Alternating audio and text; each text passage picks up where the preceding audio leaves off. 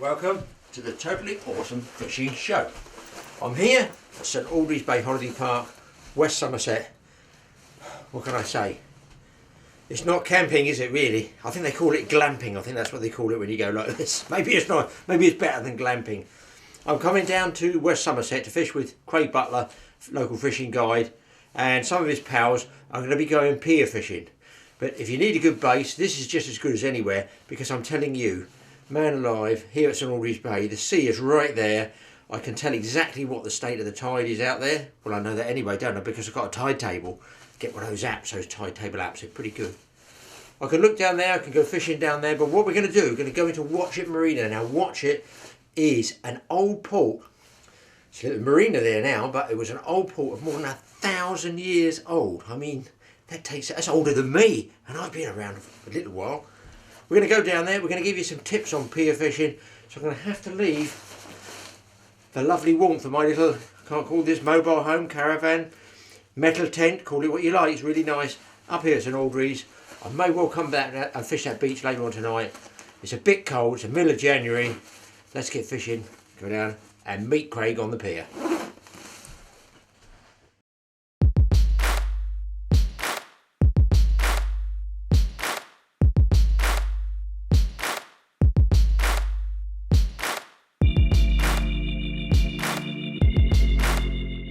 The harbour itself of Watchet has an inner marina and an outer wall there, which you can see.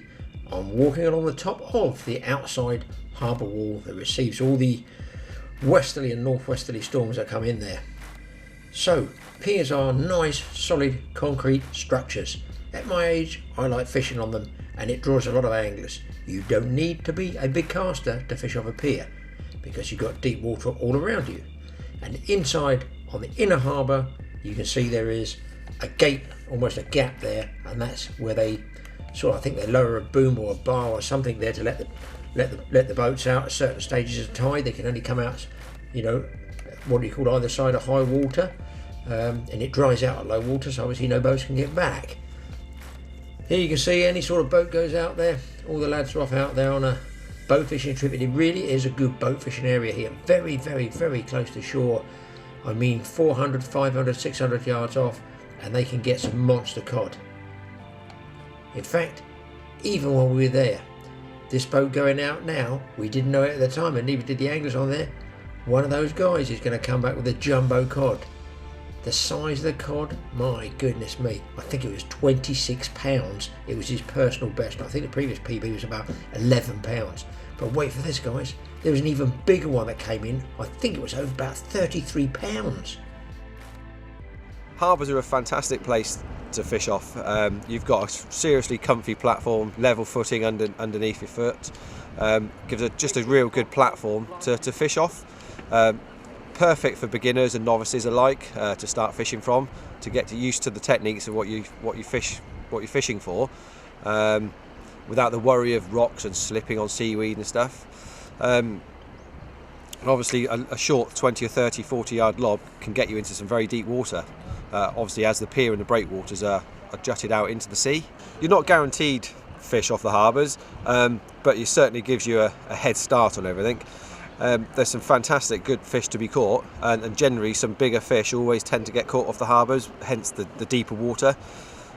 Just recently in Minehead, a local lad had a 27 pound 8 ounce cod caught actually on the harbour at Minehead. Very similar situations to here. Middle of the winter in January, you get the big cod come in close, and obviously the sort of 20 pound cod, they like a deep bit of water, so perfect venues to target these big fish.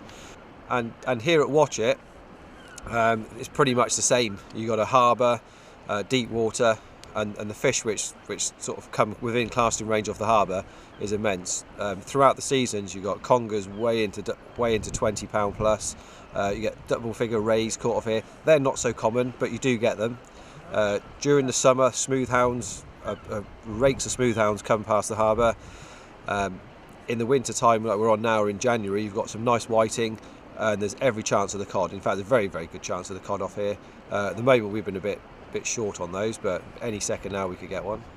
Watchet's also notorious as a cod fishing, winter cod venue, with the boats moving, fishing out less, within quarter of a mile of the harbour here, and coming in with some fantastic catches of, well into 20, 30 fish per tide on a good day, sometimes more, and some of these fish are in excess of 30 pounds.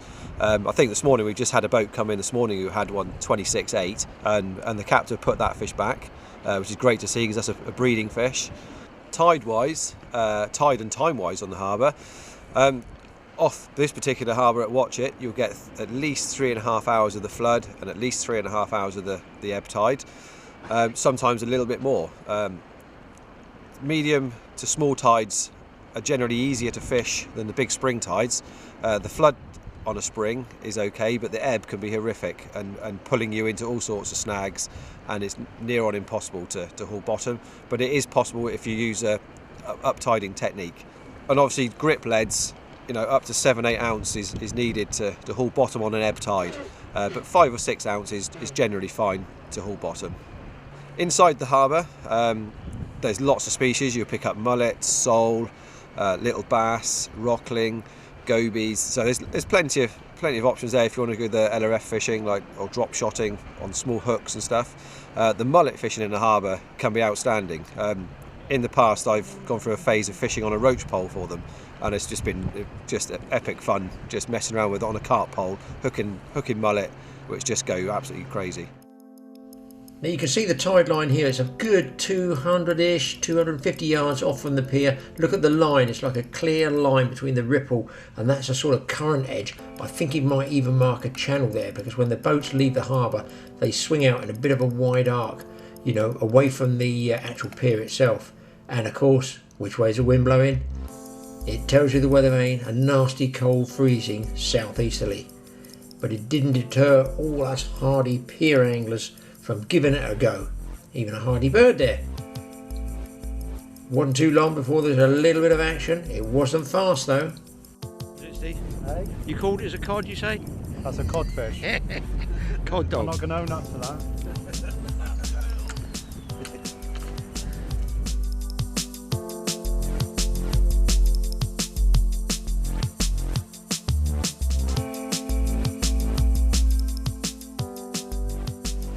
That's a nice one. Yeah, it's a nice little whiting. Caught off just down from 3 steps. Now watch it. You're at the towards the base of the pier. Yeah, that's it. Yeah. And what was that on? Just a bit of mackerel. That was mackerel, was it? Yeah, nice little fillet of mackerel. Yeah. Good bite? Yeah, it was a nice little nibble actually. Yeah. That's eating size, that one, isn't it? Really? Yeah. It's not a bad size, really. Good fish. Good fish. Any other bites up there? Nothing at all.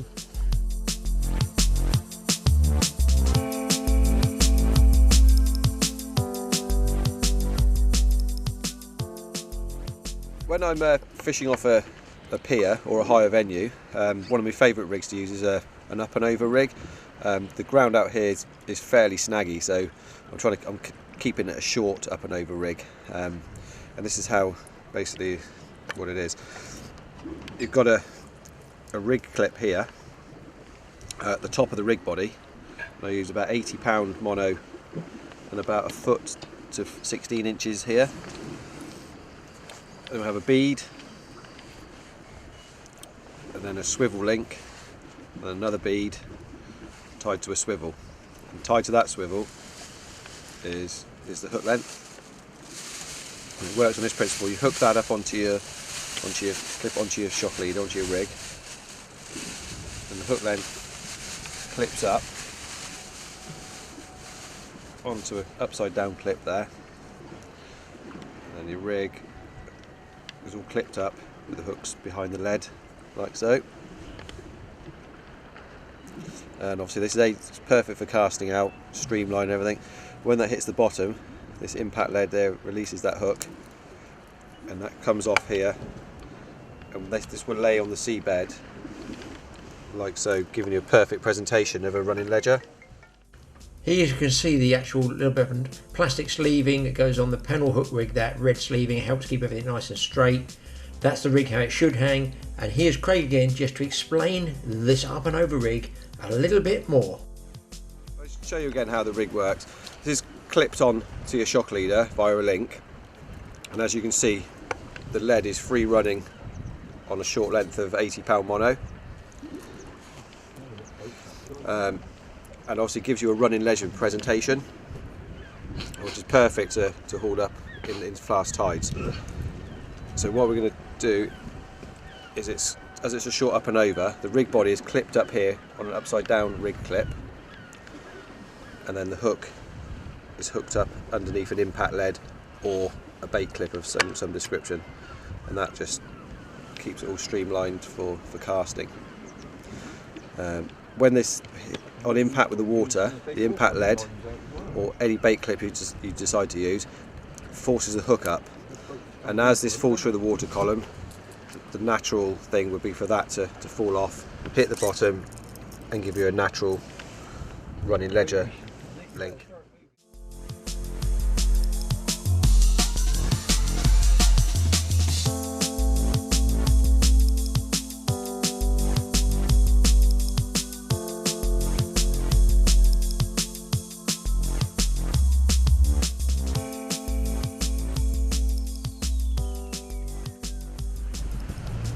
Just loading up with a massive lug bait, really.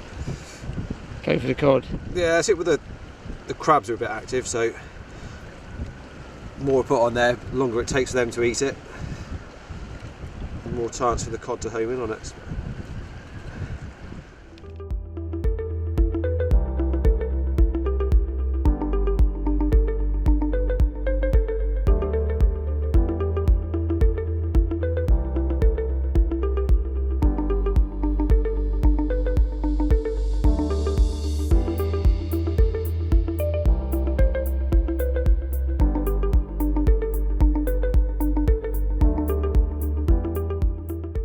And of course the benefit is you do not have to do that distance casting. You could even drop down the side of the pier should you so wish. And this angler was not casting a long way, and he's got a really nice conger eel here. So it shows you the big fish will come in close to shore. And it's a question of walking it around till you can get it in close enough to lift it up.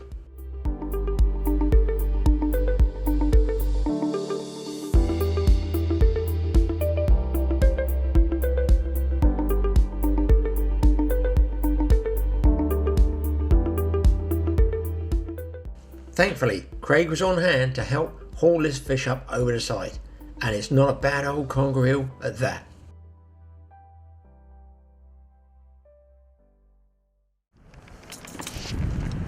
He's blinding one eye by the look of it, isn't he? Eh? He looks like he's blinding one eye, something there. Probably is now. No eye, he's got no eye. And what's that he's got there, Craig? It's just a rockling. Obviously the rockling has taken a squid or having a chew on it, and the conger eels come along and had that. It's a pretty underrated bait, and a lot of people do not put these on as bait. They catch a little one and chuck it back. What they should be doing is... So he didn't just cough it up, he was actually on the hook? No, he was on the hook, yeah. And as I lifted it out, it sort of like it spun off.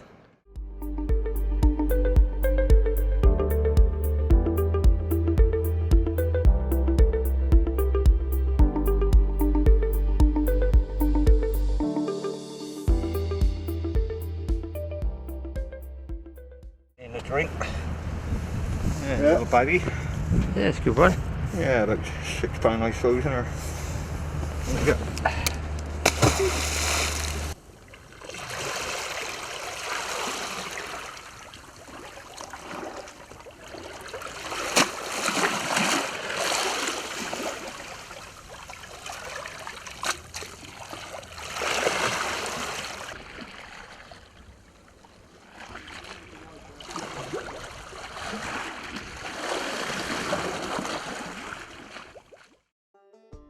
And don't forget to thread those worms up over the hook shank.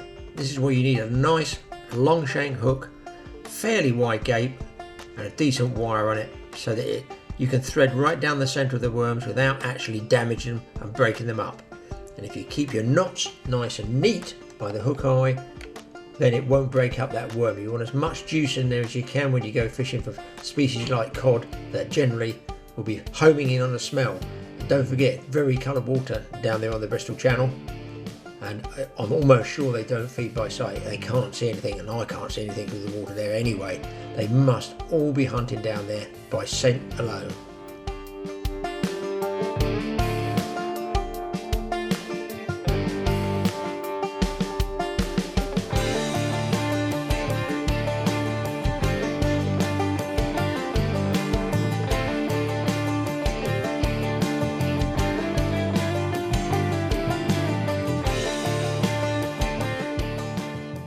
And yet again, it was the humble yet grateful dogfish that came and saved the day for us.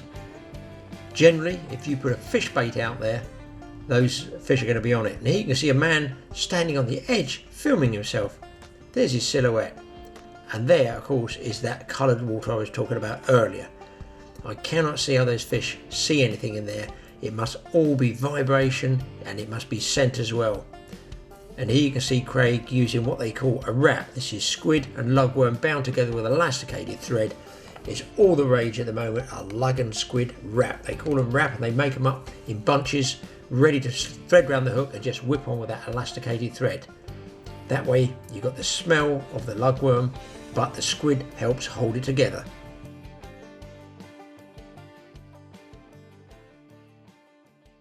As you can see, I've got a bit of rig tube in here, probably about 3 or 4 inches of it. This acts as a standoff to turn it sort of a bit of an anti-tangle rig, because quite often it can tangle up, this sort of type of rig, but this just helps keep that to a minimum. Yep. You also notice I've got a bit of rig tubing on the top hook of the pennel. That's just to keep that in line and stop the hook turning in or turning out on the bait. And as for the hooks, I've got a pair of mustard Uptide Vikings 79515s, bronzed hooks. Absolutely brilliant for rough and snaggy ground, because if you 9 times out of 10 it's the hook which gets caught in the rocks and the rubbish in the bottom, and these are so soft you can actually with a good sort of 20-pound line and a 60-70 pound shock leader, you can pull out the snags. It just bends the hooks out, and you can bend them back, sharpen them to keep them going. And as the afternoon wore into the evening, a lot of the anglers packed up and went home, but one guy was down the corner at the base of the pier, hooked up a really good fish and started walking it back along the pier. What do you reckon you got on there? Kangaroo. You can see him, yeah? Yeah, I see it down there. So are you going to try and get him out walking right around the pier? Yeah, walking round, get him on the grid. And then just gorge him, let him go.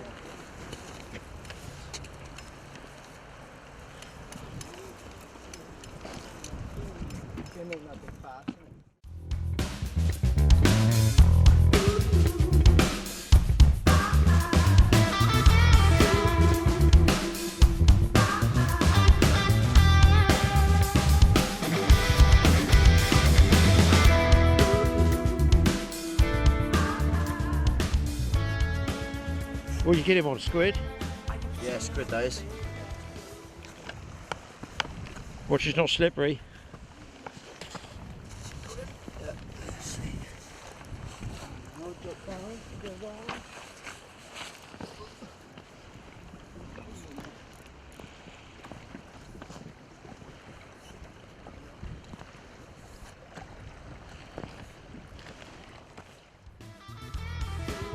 The main thing when you're doing this is to just take your time. You don't want to pile the pressure on. You don't want to put that reel drag up really hard. You're going to have to work on it slowly, take your time, ease it around any obstructions. Obviously keep the pressure on. You're trying to keep the fish on the surface. Don't try and pull its head right out the water or the hook will tear out.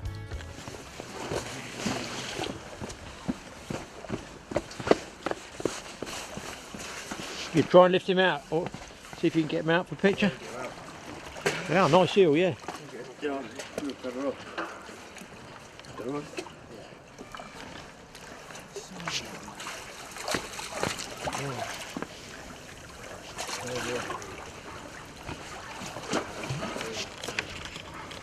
Don't knock me in the water with a camera.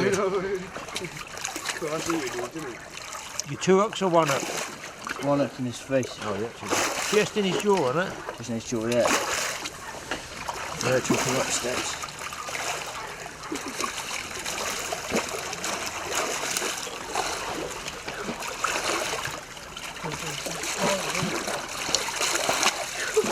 done it. Well done. Well done. Nice conger, yeah. That's a big one. What's he got? A rat full 20 pound, has he? 15, 18, 20 pound. There you go. Get moving forward, hang on a second, if you can hold him. I suppose we escape there. Take T-bar off. Yes. Straight off. Hold that. Job done. Quickly grab that, don't use a T-bar. Got it? I reckon he's not past 20 pounds. Yeah, about that, isn't he? I would say, yeah. I'd want to call it 20.